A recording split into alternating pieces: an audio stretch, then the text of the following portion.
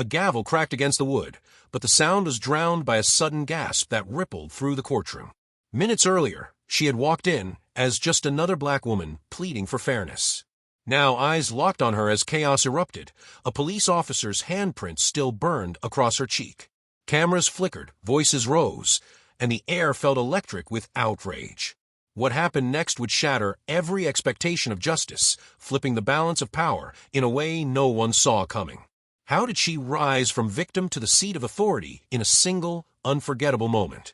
Before that explosive day in court, Maya Daniels lived a life defined by quiet resilience. A 32-year-old community advocate, she balanced a modest job and neighborhood legal aid office with nights spent mentoring local teens who faced the same obstacles she once did. Her mornings began with coffee in a chipped blue mug, her evenings with long walks through streets lined with murals of civil rights leaders. Despite the routine calm, a simmering tension shadowed her days. Maya had filed a civil complaint against 2 officers who had unjustly arrested her younger brother, and the hearing scheduled for that morning was meant to be routine, just testimony and paperwork. Yet she sensed the stakes were higher. The officers involved carried reputations for intimidation, and whispers of making an example drifted through the community. Friends urged her to stay strong, but she felt the weight of history pressing in. Every step toward the courthouse echoed with memories of her grandmother's stories about marches and bruises, about victories won and promises broken. Maya knew she wasn't just defending her brother, she was challenging a system that often punished those who spoke up. Still, she held her head high as she entered the imposing marble building, unaware that within hours her life, and the meaning of justice in that room, would be forever altered. The first sign of trouble came before the hearing even began. As Maya approached the security checkpoint, a pair of uniformed officers blocked her path, their stance deliberate and unwelcoming.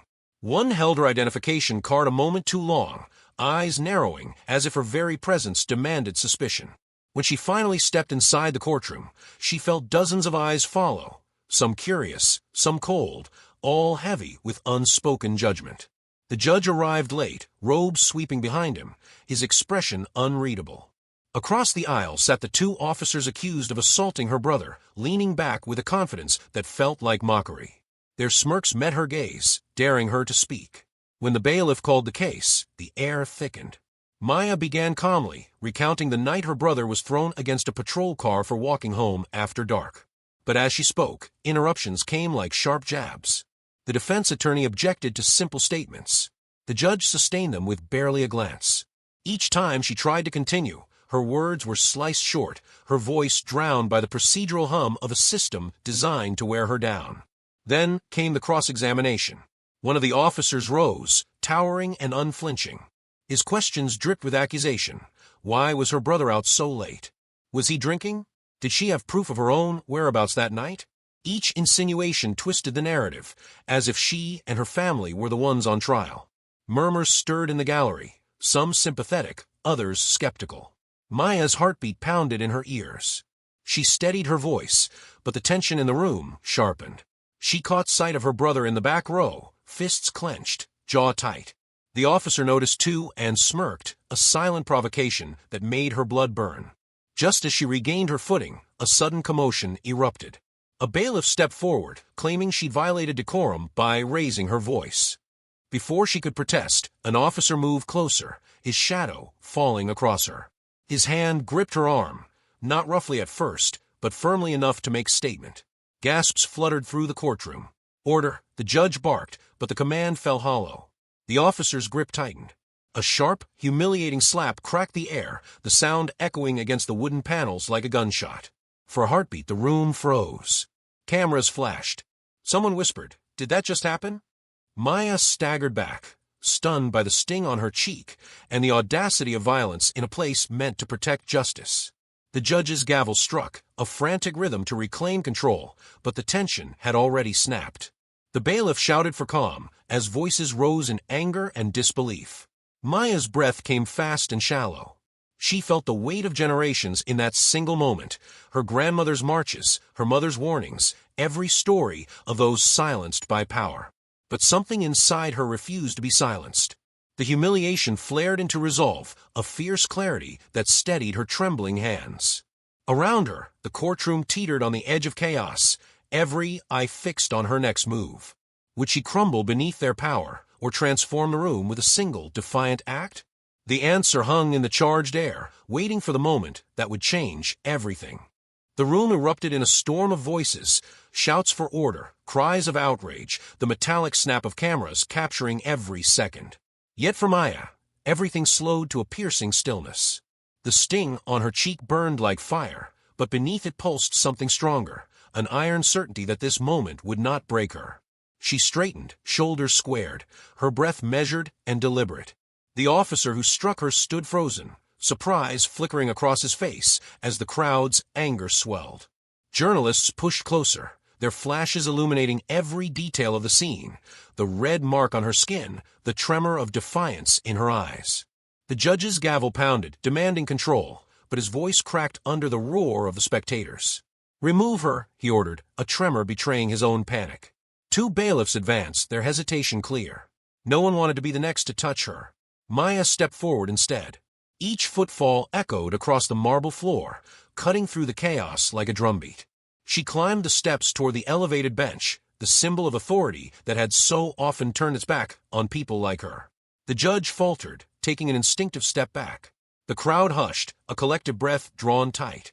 Maya didn't shout. She didn't plead. She simply rested her hand on the polished wood of the judge's desk, a quiet, undeniable claim.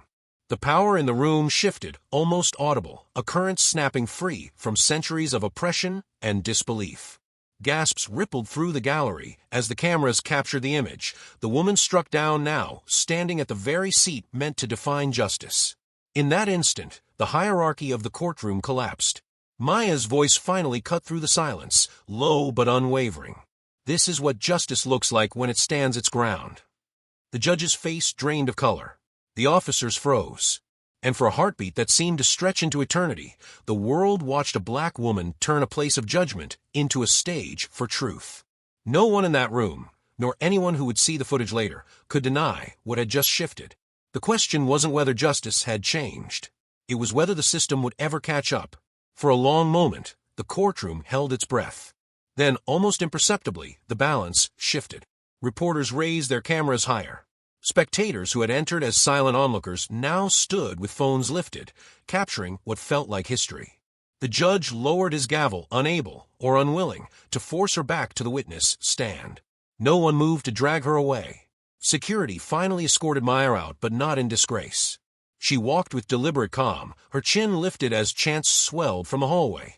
Asterisk, justice for all. Asterisk, by nightfall, the video of her defiance swept across social media. Millions watched the officer's slap, the quiet climb to the judge's seat, the single sentence that cut through centuries of silence. The aftermath was both swift and uneven. Investigations opened, statements were issued, officials scrambled to explain. The officers involved were suspended, yet deeper reform remained elusive. For Maya, the bruise faded, but the memory seared itself into her resolve. She became a rallying point for a movement demanding not only accountability for her case, but systemic change, courtrooms that listen, laws that protect, power that serves instead of strikes. Her act did not rewrite the system overnight, but it cracked something open. It proved that even in a chamber built to intimidate, courage can expose the truth. Her grandmother's stories of marches and sacrifice now felt less like distant history and more like a torch passed forward.